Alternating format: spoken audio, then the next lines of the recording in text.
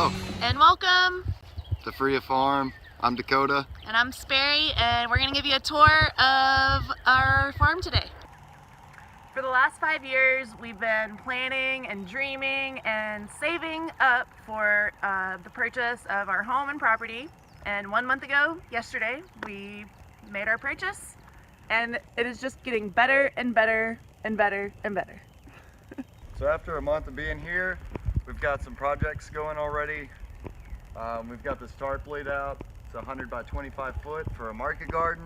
And then we've also got this veg right here, which is going to be, right now it's elderberries with perennial flowers, but it's going to end up being willows and elderberries.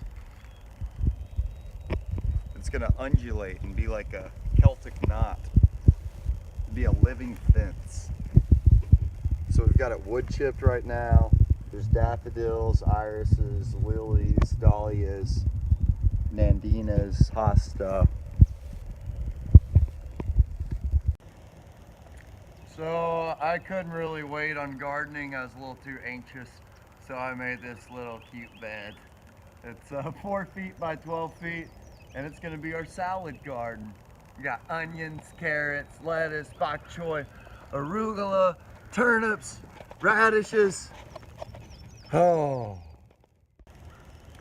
So one of our first big projects was to start our future market garden. We plan to do a sheet mulch style bedding, so no-till. And right behind me you see a humongous tarp that is in place to deter any of the grasses and weeds that are growing right now. Soon we'll be taking this tarp off, spreading some compost, hopefully some horse manure from down the road, and some chicken poo I got from my friend yesterday. And then we have our pile of wood chips and our smaller pile of compost here. So we'll be spreading all that down along with some cardboard, probably re-tarping it, and then eventually planting into it. We are also going to be moving the tarp in stages further and further down our yard until eventually the entire side yard is all garden beds. So one of the first things that we did here was I hired one of my buddies. We're in a chainsaw and we cut down about 15 trees. A lot of them were just really gnarly. They had been pruned before and probably hadn't been pruned in 10 years. So we cut those down, and I've spent a few weeks lopping them and just organize them into different piles. And what we're going to be using these for is right in front of these pines, we're going to dig a trench and we're going to bury the logs on it, and then cover that with topsoil and compost and pine straw. And we're gonna wait for it to break down for 5-6 months or so, just a little bit, for the stuff to settle. And then we're going to plant blueberries like every 3 or 4 feet or so, all the way along here. And basically the idea is that they're going to get really full sun exposure right here because it's to the south. And then they're also going to be self-mulched by these all these pine trees here. So it's going to be like a little blueberry hugel swell. This is a pile of trash that we pulled out from the backyard. There were tires, a metal sink, some other junk. What do you think we should do with it? So now we're here in the backyard, which was already fenced in, which is great for our dogs. We have some plans for back here as well. We do want to keep it our zone of leisure and fun with our fire pit, our back deck, a grill. But we do have some plans. The shed, the back third of the shed will be converted into a chicken coop. Someone has already placed a small animal door in the back. And then the back corner of this yard, we're going to be cross fencing and turning into our chicken yard. And we also have all these pines. There's like 44 of them, and they're probably 60 to 80 feet tall. So these things are on the north side of our house. It seems like they're a pretty intentional placement by whoever built this property and designed it. And I'm guessing it acts as a northern windbreak for the house and for the garden up there. It also just provides kind of a natural separation from our main market garden to the back acre of our property, which has some potential uses that we haven't decided on yet. Yeah, there is a pond back here, and in the spring and fall, these pines are actually going to shade the pond too, so it's going to slow down evaporation from it, which for us is pretty important.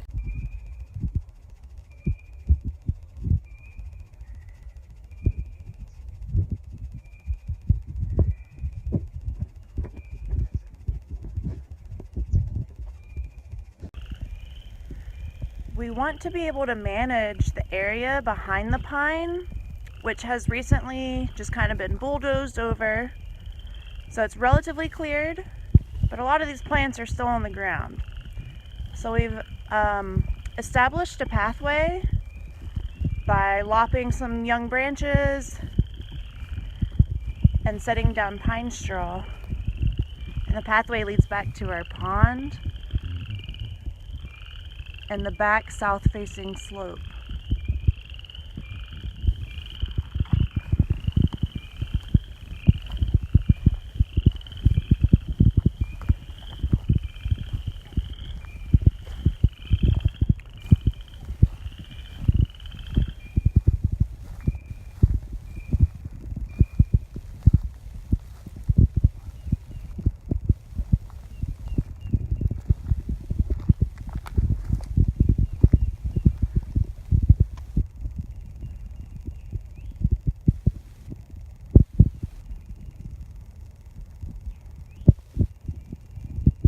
So our pond is about 8,000 square foot whenever it's wet and it's raining. It does dry up though. So right now it's full because we've had a lot of rains, but we are planning on it drying up this summer. So we may have to try and glay it with manure, especially horse manure and organic matter. And if that doesn't work, then we may get pigs and fence them in here, just so they'll make wallows and they'll deepen it and they'll compact the soil right there. It has a whole lot of frogs in it. If we can get it to seal, you know, we're definitely going to have ducks. Ducks may be part of our sealing process for it even. And once it is sealed, then we're going to be getting some fish for it and probably some aeration and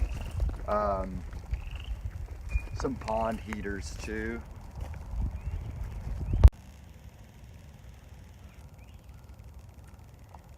So this is back here on the back end of our property. This is another beautiful south-facing slope. It is unfortunately covered in wild blackberries, and we have to think of a good management system for the upcoming few years before we get the trees and plants that we want established. How do we manage all the blackberries and wild growth back here? We could rent a bush hog, which is what they did prior to us moving in. We can potentially have goats or pigs or other animals to kind of keep the wildness in check. We can heavily sheet mulch with wood chips and other materials. And there's probably many other options too. But a few years from now, we do want this to be an established orchard area with various fruit trees, bushes, all sorts of other things. Because this is a more long-term goal that's a few years in the future, we expect it to be very flexible, and our end result is probably going to be wildly different from what we're thinking right now. So this wraps up our first recorded tour of Freia Farm, and we appreciate y'all checking it out. Yep, we have a lot of big and little goals for the property. So we'll be checking in and updating our goals because they will be forever changing. Yeah. And anyway, we got to get growing. Yeah, we got to get growing, y'all. Y'all should get growing too. Bye.